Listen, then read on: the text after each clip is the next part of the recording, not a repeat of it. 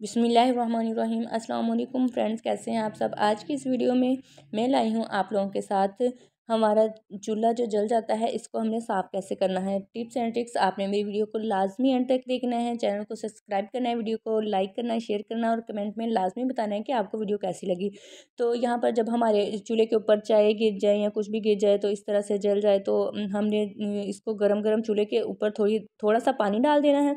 पानी डालने के बाद हमने इसको 10 मिनट के लिए छोड़ देना है। इसके बाद जहाँ पर जो मेन चीज़ है, मेन जो हमारी टिप्स है वो मैं आप लोगों को बताऊंगी।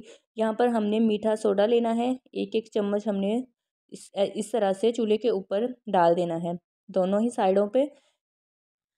उसके बाद हमने इसको 10 से 12 मिनट के लिए ऐसे ही छोड़ देना है ताकि जितनी भी मैल कुचैल या जितना भी जला हुआ मवाद है ये सारा नरम हो जाए। इतनी देर में जो है ये नरम हो जाएगा तो फिर हम इसको साफ़ कर लेंगे। तो फिर वो मैं आपको बताऊंगी आगे जाके इसको साफ़ कैसे करना है। चलिए भी अब हमने इस पे डाल दिया है, इसको हम 10 से 12 मिनट के लिए छोड़ देंगे। अब हम आते हैं नेक्स्ट जो है हमारा स्टेप उसकी तरफ। यहाँ पर मैंने थोड़ा सा पानी लिया, इसके अंदर हम 1 चम्मच जो है मीठा सोडा डालकर जितने भी हमारे चूल्हे के औजार हैं इसमें डाल देंगे। पानी जो है हमने इसके ऊपर पानी को फुल कर देना है। इनको अच्छी तरह से पानी में जो है डिप करना है। तो अभी पानी कम नज़र आ रहा है तो हम 1 गिलास इसमें और डाल देंगे। साथ ही हम जो है 1 चम्मच इसके ऊपर मीठा सोडा और डाल देंगे। अब ये यहाँ पर जो है डिप रहेंगे। तो अब हम आते हैं चूल्हे की तरफ कि हमने चूल्हे को कैसे साफ़ करना है। ये देखें यहाँ पर मैंने ये लोहे की जाली ली है, इसके साथ मैंने इसको आहिस्ता आहिस्ता से इस तरह से कर रही हूँ साफ़। तो ये एकदम से जो है मिनटों में ही उतर रहा है। यहाँ पर हमें कोई भी ज़्यादा मेहनत या मशक्क़त नहीं करनी पड़ रही। ये देखिए जो हमारा चूल्हा है माशाल्लाह से बिल्कुल साफ़ हो चुका है।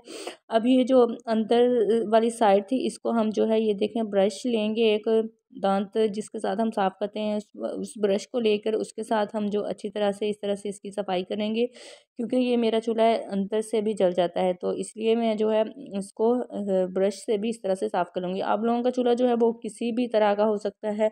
ये देखें आपके सामने है, हल्के हाथ से मैं सिर्फ इसको जो है आहिस्ता आहिस्ता कर रही हूँ। तो जितना भी इसके अंदर मैल कुचैल या गंद वगैरह था वो सारा जो है साफ़ हो चुका है।